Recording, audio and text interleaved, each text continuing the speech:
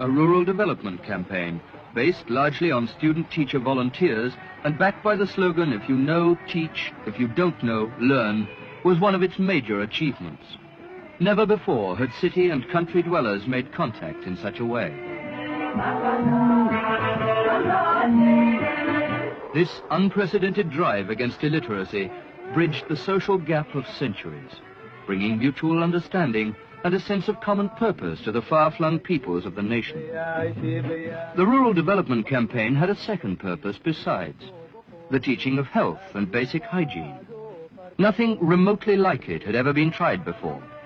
For the first time in their history, the Somali peoples were brought together as a whole, not as rival clans or factions, but as a nation, eager, from these small beginnings with the reading and writing of their mother tongue, to grow and prosper for the common good.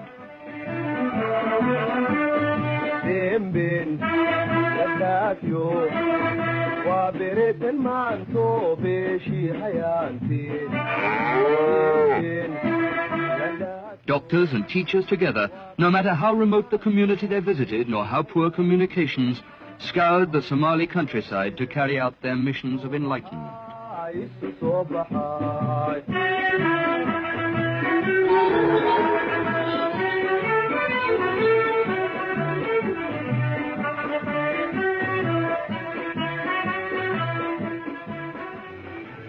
For the campaign, the entire nation was mobilized. Its every resource, both human and material, were drawn upon.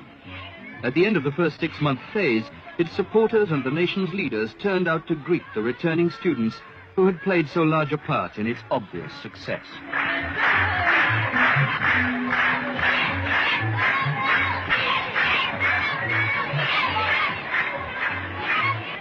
It was time to acknowledge that this was also the first time the nation had benefited from the collective energy of its young people, of its students, who would be among its leaders tomorrow. And in thanksgiving for this fact, great festivals of youth were held throughout the country. In Mogadishu, President Siad himself attended these festivals, presenting medals and scrolls to all who had distinguished themselves over the grueling half-year.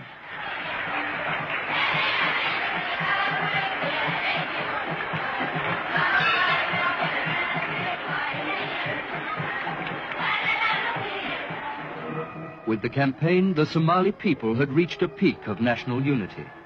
Its benefits seen, progressive forces throughout the country stood ready to defend the gains of the revolution. Students now, with teachers accepted as active participants in their country's struggle, the nation's youth celebrated with colorful displays of their achievements and their future hopes.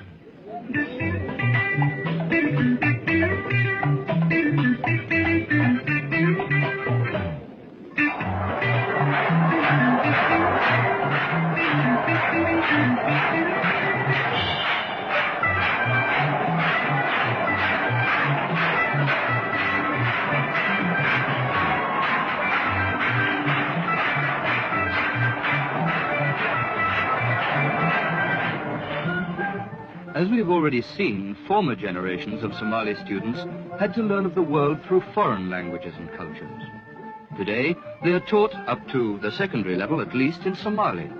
With government prompting, the Somali alphabet was agreed in 1973, enabling the first Somali books to be published for use in primary, intermediate, and secondary education. At last, the young could learn of and take pride in the culture and history of their own country. The revolution had pledged equality for women also.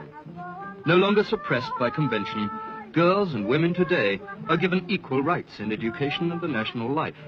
They rank, in fact, among the leaders of the new society. For these future mothers of the nation, domestic science and needlework are new additions to the syllabus.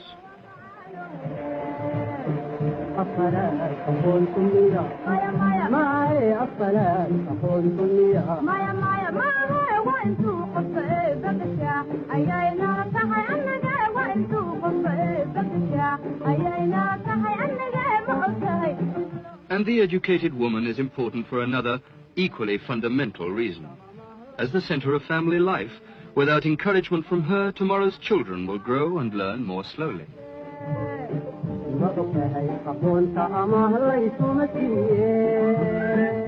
Any country without a national university will have problems in carrying out development projects on its own. It just won't have the skilled technicians. Accepting this as self-evident, an early task of the revolution was to endow a first-class university with faculties chosen to meet the country's specific needs. And their doing so bore fruit. Many of Somalia University's graduates today have already played leading parts in countless development projects of national importance.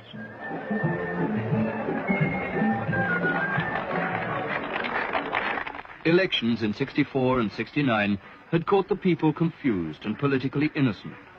Now, special orientation centers were built where they could learn their basic responsibility towards society at large. The centers stressed the value of national unity.